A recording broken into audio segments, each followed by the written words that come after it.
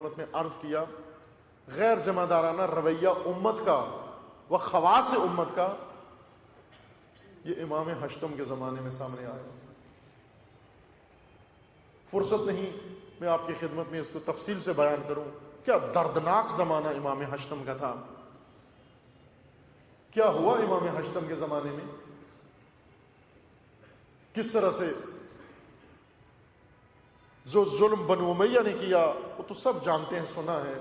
لیکن جو ظلم بنو عباس نے کیا, جو ستم روا رکھا خصوصاً امام ہشتم پر, اور امام ہشتم کے ارد گرد جو لوگ تھے جو انہوں نے غیر ذمہ دارانہ رویہ اختیار کیا, بہت دردناک زمانہ ہے. یہ بھی بہت دردناک زمانہ. یہ وہ زمانہ تھا کہ جب امام کے سامنے, امام کے اپنے پیروکار اٹھ کے امام کے سامنے کھڑے ہو گئے, غیر ذمہ دار لوگ.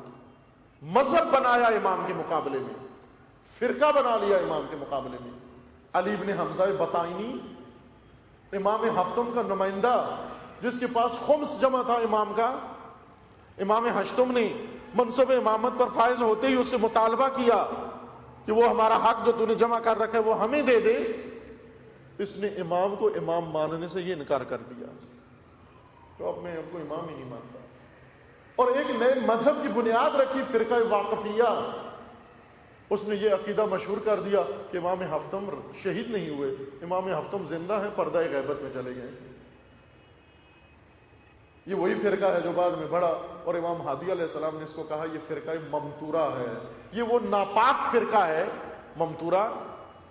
اس کتیا کو کہتے ہیں جو بارش میں بھیگ جائے اور پھر لوگوں کے اندر, کمرے کے اندر داخل ہو کے اپنے بدن کو جھٹکے اور ارد گرد کی ساری فضا کو نجس کر دے. اس کو ممتورہ کہتے ہیں. مطر بارش کو کہتے ہیں. امام نے فرمایا یہ وہ پلید فرقہ ہے, ممتورہ ہے, یعنی اس نجس کتیا کی طرح ہے جو اپنے پلید افکار مومنین کے اندر آ کر جھٹکتا ہے. آج ایک نہیں ہزاروں ممتورہ مسلمانوں کے اندر اور تشیع کے اندر پیدا ہوئے ہیں جو اپنے پلید افکار کو جھٹک رہے ہیں اور ساری فضا کو نجس اور آلودہ کر رہے ہیں. لیکن ہم ائمہ کی دردناک تاریخ کو پڑھیں, ہم کس قدر دردناک زمانوں سے ائمہ اطہار کا سامنا کرنا ہوا, کن حالات کو دیکھنا پڑا. اندر ممتورہ پیدا ہو گیا اور بعد مامون نے گماشتے بھیجے مدینہ علی ابن موسیٰ رضا کو مدینہ سے لے کر خراسان آ جائے. یہ پہنچ گئے یہ لوگ. جا کر جب انہوں نے حکم نامہ سنایا, امام نے اپنے اقربا کو جمع کیا اور فرمایا میرے لیے سوگواری کرو, میرے لیے عزاداری کرو. ابھی امام خود زندہ ہیں, ابھی درجہ شہادت پہ فائز نہیں ہوئے, زندہ ہے, اور فرمایا میرے لیے گریا کرو, میرے لیے آہو بکا کرو. کیوں آہو بکا کرو؟ اس لیے کہ یہ آہو بکا سن کے امت کو پتا چلے, احساس ذمہ داری کریں. یہ عزاداری ذمہ داری کا درس دیتی ہے. امام نے اس لیے کہا کہ آہو بکا کرو میرے لیے, تاکہ مدینہ کے اندر یہ مسلمان سنیں, یہ امت سنیں کہ ان کے امام کو لے جایا جا رہا ہے. آ کر پوچھیں کہ گریا کیوں ہو رہا ہے, یہ آہو بکا کیوں ہو رہی ہے.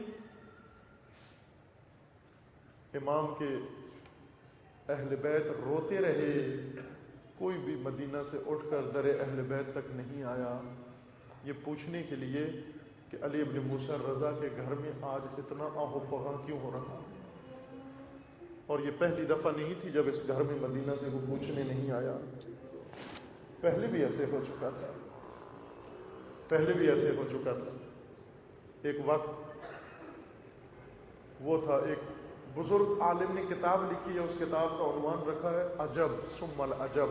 کتاب کا نام ہی ثم العجب ہے.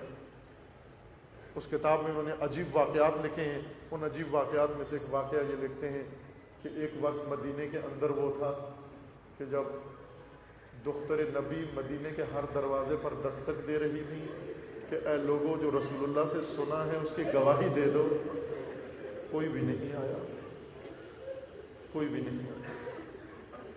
عزیزان, جب لوگ غیر ذمہ دار ہو جائیں, بڑے بڑے بڑے بڑے جب غیر ذمہ دار ہو جائیں. بہت کچھ سنا ہوا تھا. دختر نبی دروازوں پہ دستک دیتی, دروازے نہیں کھولتے تھے, چونکہ اس دن انہیں پتا تھا, اس رات کو انہیں معلوم تھا زہرا کے علاوہ آج کوئی نہیں آئے گا ہمارے گھروں کے پاس.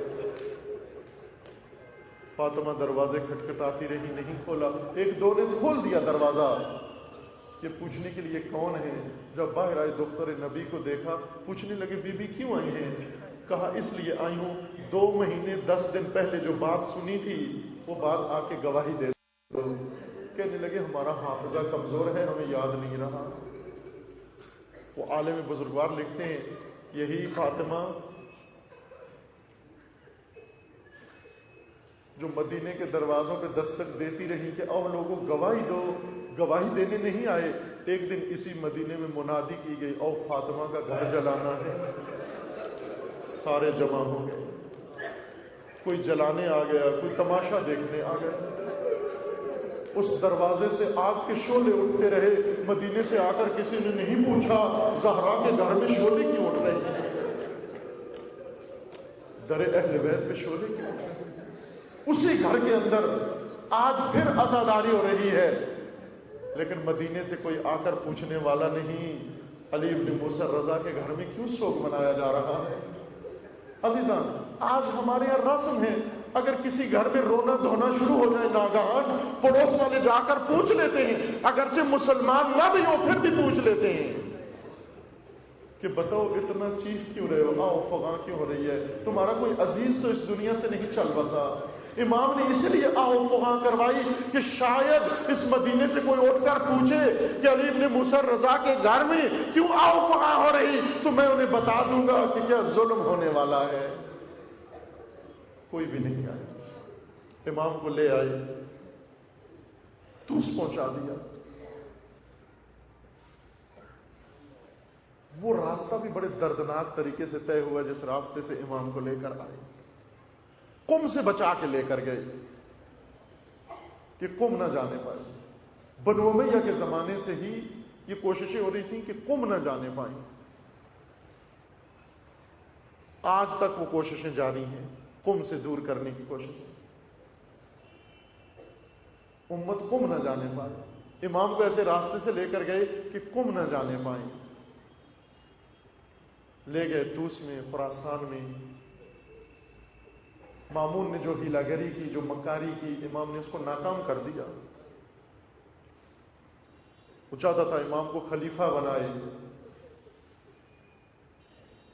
امام نے انکار کر دیا.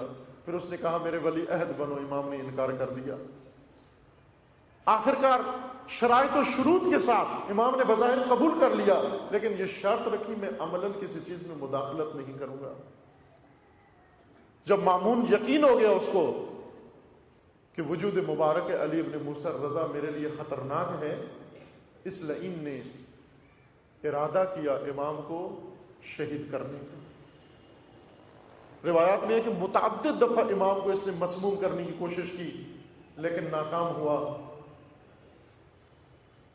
لیکن اس دن 29 صفر کو اس نے امام کو بلا بھیجا, اپنے دربار بلا بھیجا. جب مامون کا پیغام پہنچا امام تشریف لے گئے.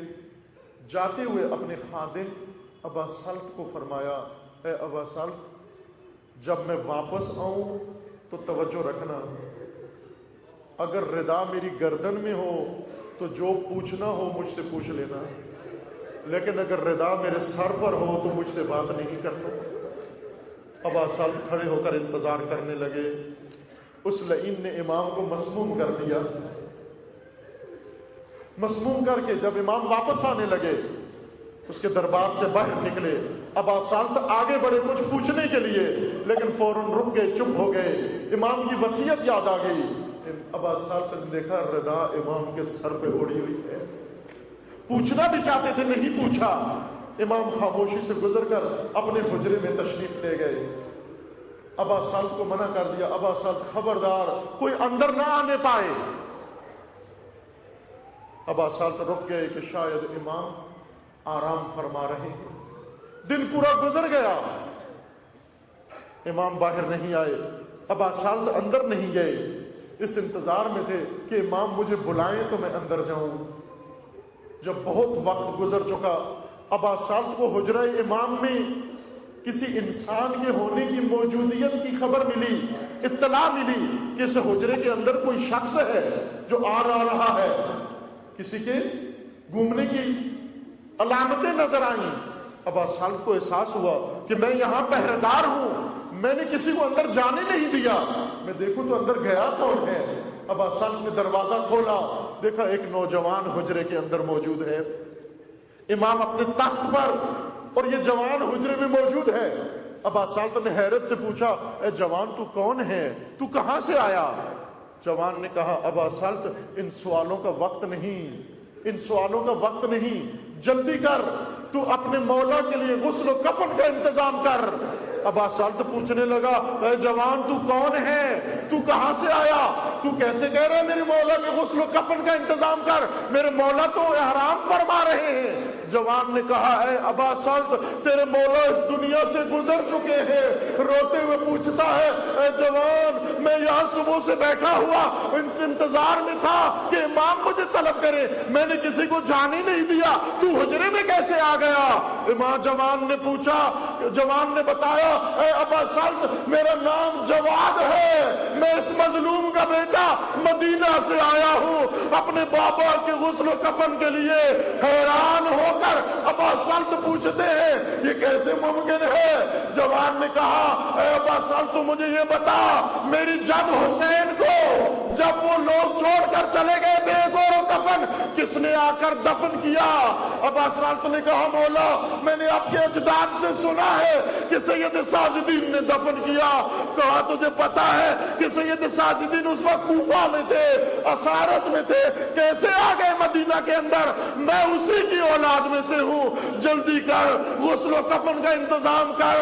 ابا صالح نے غسل کا انتظام کر دیا، کفن کا انتظام کر دیا، منادی ہو گئی کہ امام شہید ہو گئے، امام شہید ہو گئے۔ لوگ آ گئے امام کی تشریح کے لیے، امام کا تابوت بنایا گیا، قدوں پہ اٹھایا گیا، باشکوہ طریقے سے تشریح کی گئی۔ لیکن میں عرض کروں گا، اے مولا اگرچہ دشمن فریبکار بن کر ہی صحیح، دھوکہ دینے کے لیے ہی صحیح آپ کی تشریح کروا رہا ہے، آپ کا جنازہ اٹھا رہا ہے، آپ کا تابوت بنا رہا ہے، لیکن قربان جائے اس مظلوم کربلا پر جس کے بارے میں ہر معصوم نے فرمایا، لا یوم کا یوم کا یا ابا عبداللہ، جس کو نہ کفن دیا گیا، جس کو نہ دفن کیا گیا، جس کا نہ جنازہ اٹھایا گیا، جس کا نہ تابوت اٹھایا گیا، ماتم حسین۔